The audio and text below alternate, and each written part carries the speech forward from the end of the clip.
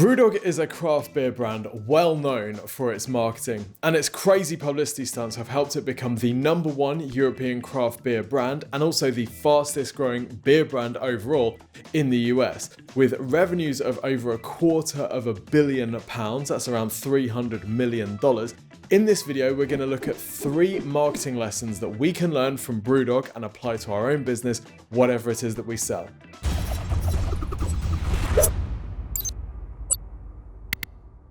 So first up today, we're going to look at the 3 things that Brewdog is doing really well. We're then going to take a look at some of the things that it's not doing so well and the lessons that we can all learn from those. Then at the end, I'm going to give you some takeaways, prompts and questions to go and play with for your business so you can be a bit more Brewdog, a little bit.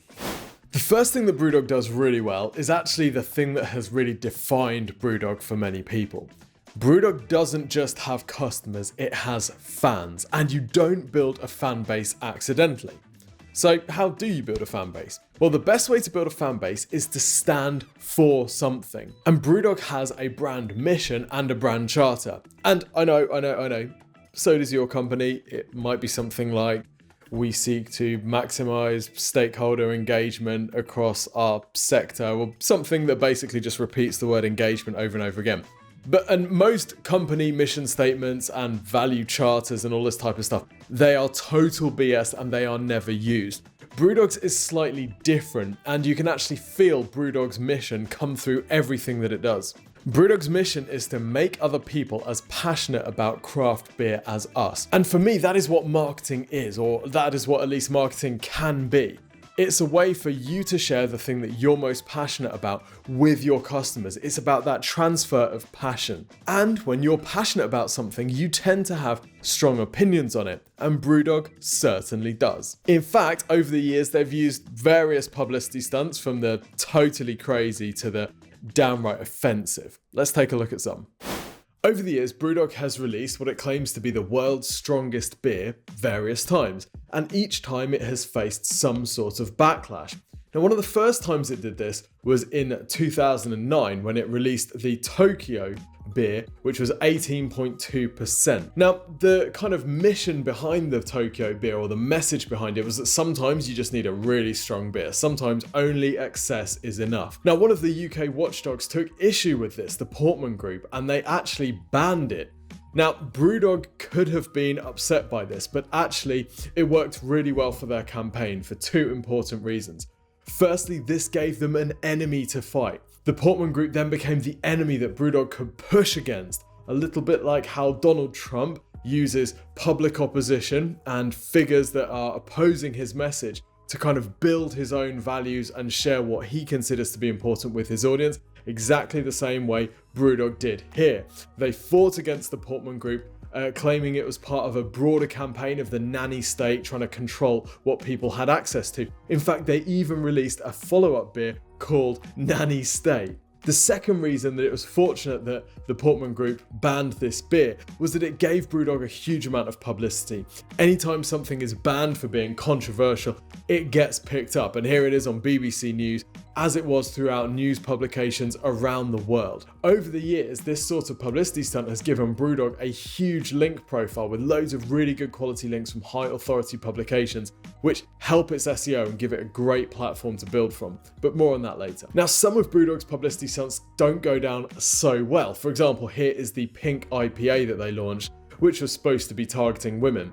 Now, they later claimed that this was a kind of pastiche of lazy brand marketing to target women, and it was designed to raise awareness of how brands are kind of lazily targeting women, and also inequality with women's pay in the workplace. But that's not really the message that the audience took from this, and it was widely criticized. You can see here it blowing up on Twitter, people being really angry about this product. And if anything, that's actually what defines Brewdog's publicity stunts. You could say, got attention, not all good. And in fact, got attention, not all good could well be Brewdog's marketing report card at the end of the year. This is the nature of publicity stunts. This is the nature of standing for something and therefore against something else. is that you're going to get reactions from people. Now, since 2020, they've announced that they're going to tone down the stunts a little bit, but they're still finding compelling ways to share their values and do things that get attention. For example, here is a Doghouse Edinburgh hotel that they have opened, and just reading the copy from this, it feels so Brewdog. It's a carbon negative, dog-friendly hotel in the Scottish capital, the home of Brewdog. 30 craft beers on tap in the bar, shower beers in the 20 epic rooms. I've got no idea what a shower beer is, but I'm sure the Brewdog audience does. 24-hour hot dogs to your door, your beer-fueled adventure awaits. This is so prime Brewdog. Another way that they're sharing their values and connecting with their audience is through the content on their site. They've got this slightly weird thing called the Brewdog Network, which is basically a version of Netflix, but where all the shows are about Brewdog. Now, we saw MailChimp do a version of this in a previous video, and for them it didn't really work because the episodes weren't really targeted to their audience. Whereas with Brewdog, because the central theme of every episode is Brewdog, actually this works a little bit better. Now, it has to be considered a customer engagement tool rather than a customer acquisition tool, because this website is generating very little traffic, is not ranking for much other than the show names. So this seems to be something that they send out to their audience rather than using it to increase awareness of Brewdog. But nevertheless, the most impressive thing about all of this to me is that Brewdog has such a clear personality that it could make a series of TV shows essentially about its business. And really that's the thing that ties all of these publicity stunts together, is that they are all very clearly Brewdog. If you want to parody them, you could. And that's an important thing. I think it was my brother who once told me that public figures that tend to be the most talked about are the ones that you can dress up as when you go to a fancy dress party. So if we think about any of the most famous or most idolized politicians, they tend to have a distinctive look about them and distinctive mannerisms. If we think of something like Donald Trump, for example, Kim Jong-un, even people like Heston Blumenthal, these are people that you could dress up as because they have a distinctive personal style. And that's what a lot of the most successful and most distinctive brands do. There are some other brands that do a great job of this. For example, here we have an article about Patagonia. And the article is actually an interview with Patagonia's director of philosophy. Now, even just having a director of philosophy is such a Patagonia thing, isn't it? You could quite easily pastiche or parody because it takes a stand against certain practices in the fashion industry and is very known for one particular thing, which is a sustainability message. In a similar way, Lush Cosmetics. Now, Lush Cosmetics have just disappeared from all their social channels because they say that social media is bad for people and there's evidence that the social companies are profiteering on that negative message. So they've just decided to leave social media altogether. Now again, this is a very Lush Cosmetics thing. You could quite easily parody Lush Cosmetics, but that's a position that they have to be in if they're to be very clear and very consistent with a particular set of values. So flipping this onto you, what does your brand stand for? What are your values and how would people know that something is distinctly you?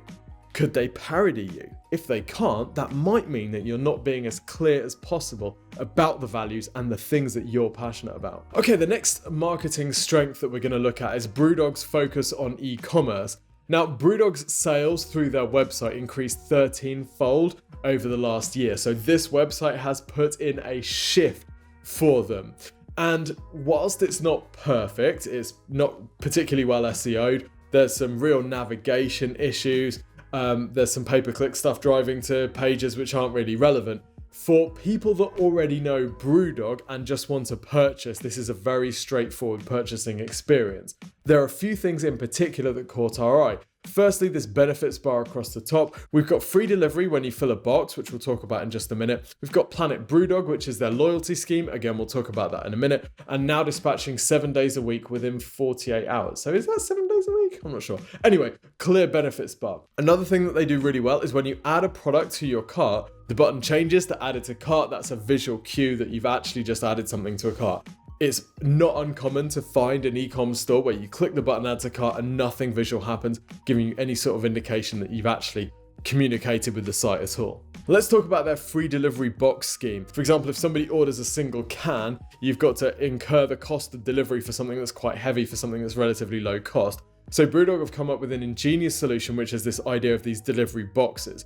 So once you've filled a box, you get free delivery, and there's 24 slots in this box. So as you go through the store adding products, you see how many slots you've taken up in your box, and you can therefore see how close you are to getting free delivery. And this is great for their delivery and their logistics team because it means that they have most of their orders coming through a certain package size, but it's also an amazing tool at increasing average order value, which is so often the name of the game in e-commerce. Next up, they have their loyalty scheme. This is called Planet Brewdog, and the headline, drink beer, earn rewards, kill carbon. So you're not only getting the thing that you want, you're getting rewards for yourself, and there's a sustainability piece tied in. We're seeing more and more brands choose to run things like loyalty programs, and particularly within direct to consumer, because if you're considering buying a can of Brewdog or a crate of Brewdog, you can buy from lots of different places, or you can go to your local pub. If you go to your pub, Brewdog doesn't know who is buying that. They don't know any data about you. They don't know what your other spending patterns are with Brewdog. They don't know how often you purchase.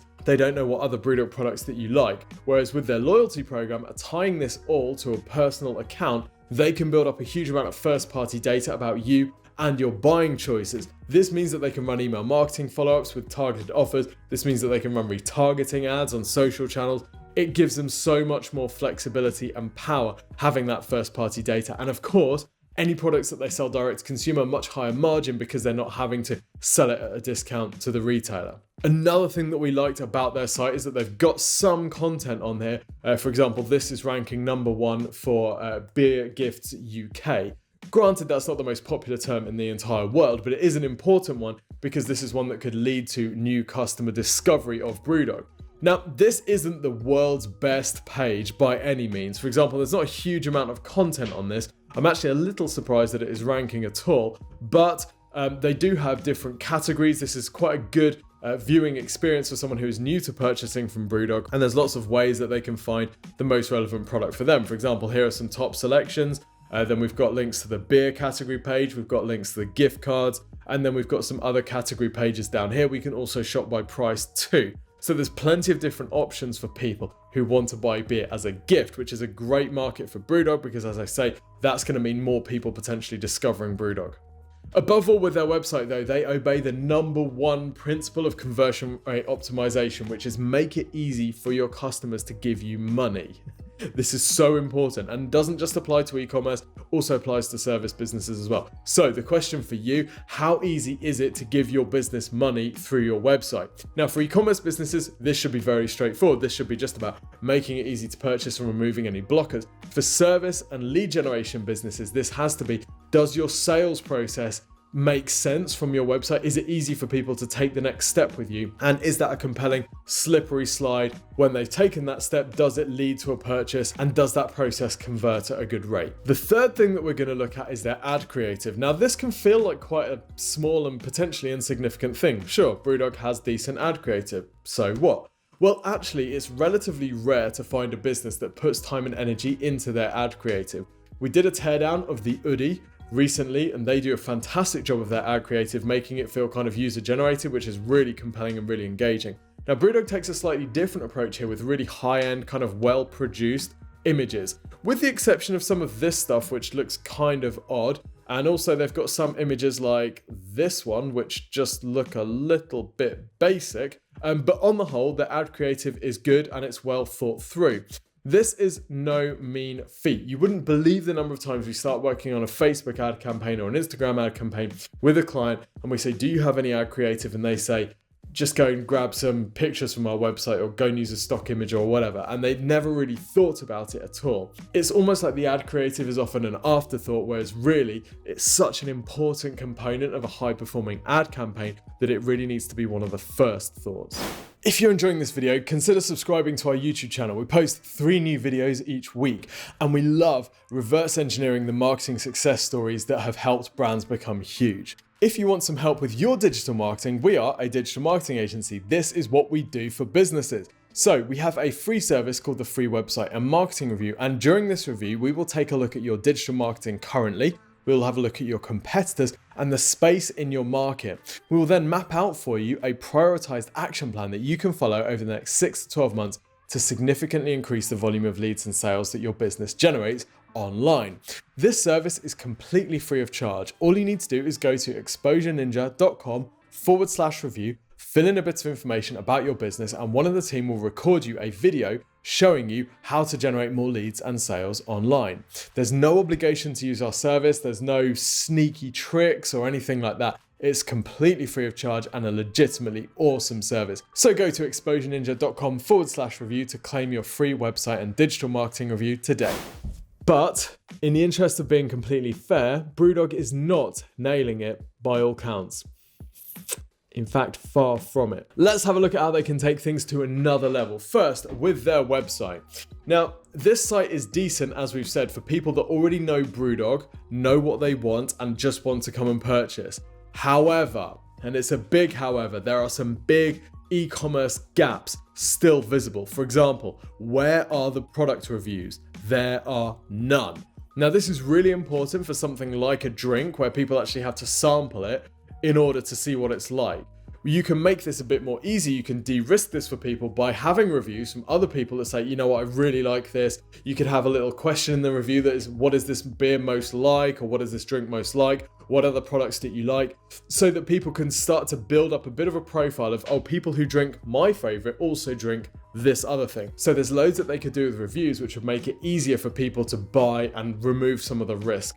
Another thing that they're falling down on is that there's no curation on this site. You are essentially left to go and fend for yourself. Now, one interesting example of a sort of competitor is Honest Brew, who have a staff pick selection. And this is all about what their staff are drinking. So this is a great way of just kind of shortcutting to, well, other people have chosen this, so therefore I'm going to buy it. This is why we find bestseller lists on Amazon so reassuring. Now, Brewdog could actually do a similar thing. They could have a bestseller list or a league table for today's purchases, or even a bestseller or league table for each different product category type on their site. This would allow people, for example, who like IPA to just go straight to buy the IPA that is best selling, knowing that there is a credibility and a social proof and a trust that is part of that. How about a quiz? Our super ninja Jess even came up with an idea of a quiz that would help you find your perfect Brewdog drink. Now, this could work twofold. You've seen those quizzes on social media. Which animal are you? Well, you could have which Brewdog drink are you?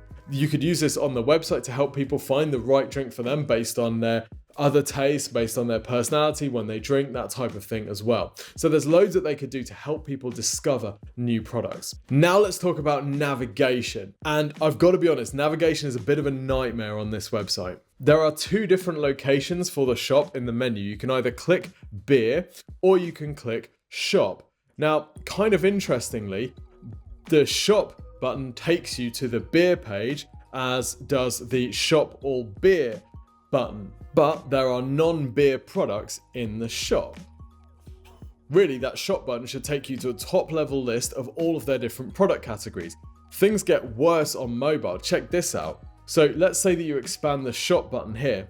You've got all of these different things to choose from, and these are different types of selection. For example, shop all is a real top level category with no particular subcategorization, whereas cider is a product category. You've then got things like delivery and returns, which is actually an information page, and merch, which is a non-drink product. So there's a real mishmash here, and all of these elements, if I was going to be kind, I'd say the mobile menu requires patience to use. My guess would be that nobody has run user testing videos to watch people actually use this menu and struggle to find the right section for them, because it is confusing and we haven't even gone into some of these others yet. It might therefore be little surprise that this site isn't particularly well SEO'd. The site is ranking for a lot of Brewdog and branded terms. For example, their beers have good branded searches, as does Brewdog, and they are ranking well for those, as you would expect.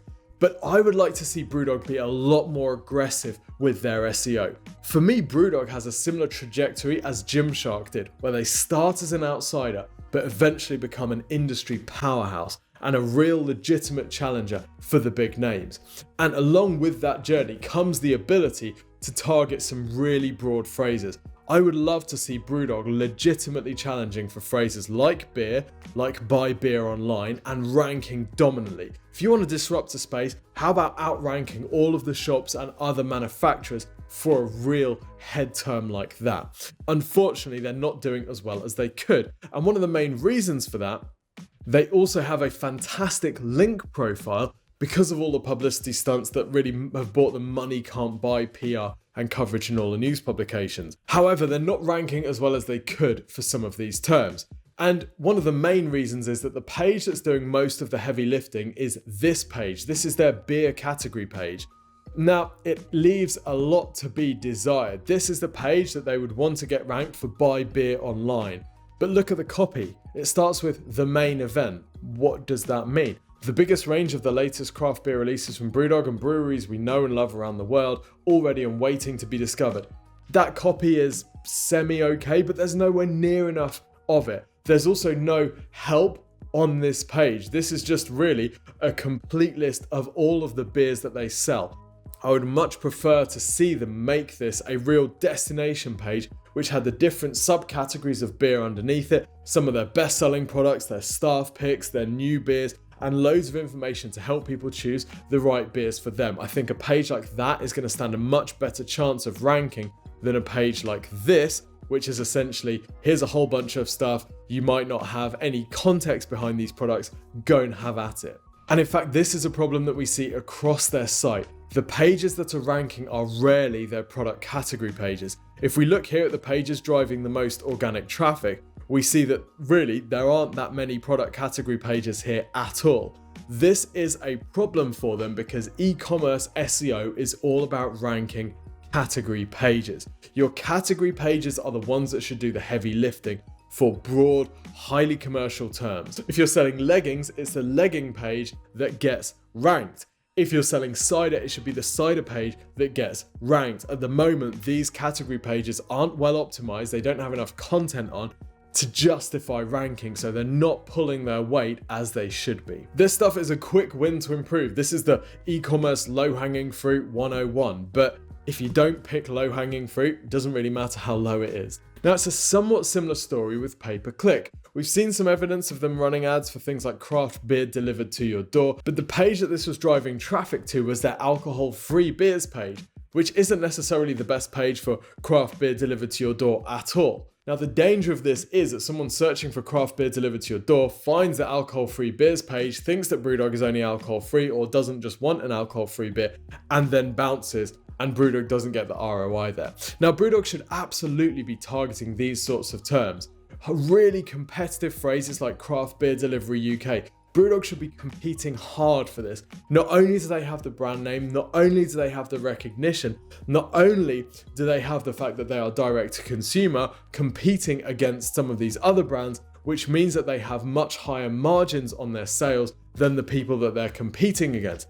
This means that they can afford to spend more for customer acquisition than their competitors in search. It's an absolute no-brainer. Another area that they could be improving is social. Now, you might expect for a company like Brewdog, which is so community focused, that social would be a natural home for them. And to an extent it is, but really their social still leaves quite a lot of room for improvement. For example, here's their Instagram. Now, Instagram is probably the channel that they are getting the most traction with. And whilst they've got 420k followers, which is higher than some beer competitor brands, but according to Social Blade, their engagement rate at 0.66% is half what it should be for the industry. So why might that be the case? Well, they've got some good creative. As we saw with the ad creator, this is high quality, good imagery. But one of the things that's really interesting for a business that is so community driven is the lack of people in these posts. Brewdog doesn't seem to be shouting about their customers or featuring people from the business as much as they could. Now, to be fair to them, they do more of this in Reels, which is an important thing to do. Reels is now an Instagram focus product as they recognize the challenge from TikTok. But even so, posts are still the thing that get the most engagement, so I would like to see them focusing more on people in their feed. Another area they could do much better with is using user-generated content. Now, most brands who are watching this will be desperate for user-generated content on Instagram. Brewdog is getting loads of it. In fact, 777,000 posts using the hashtag Brewdog.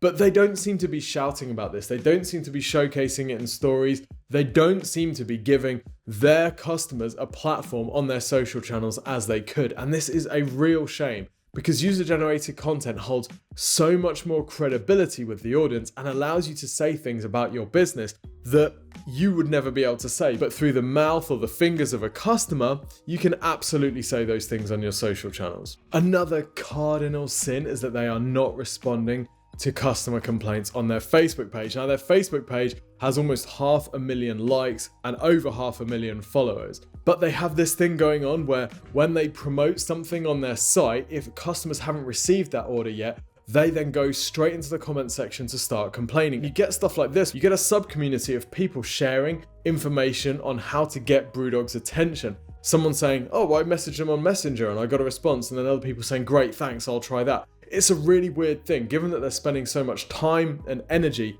on their social channels, why not just engage with the complaints and see if you can diffuse them? It's the fastest way for bad sentiment to spread. If I've got an issue with my order and I go onto the page and I see a whole bunch of other people with the same issue, this then goes from being a me issue to being a Brewdog issue, and you get people saying savage things like, you're an absolute shambles, terrible brand, rip-off, all this stuff, because they simply haven't kept a lid on those complaints, made sure that they were engaging with people over Messenger to get those orders sorted. Final area that we're going to look at today is TikTok. Now, TikTok for Brewdog should be an absolute home run. There's a huge amount of content going on TikTok about Brewdog, and you've got people searching for all sorts of things regarding Brewdog, like Brewdog Advent Review. These are people looking for different products of Brewdog. They're looking for reviews about product. They're looking for people's takes on things.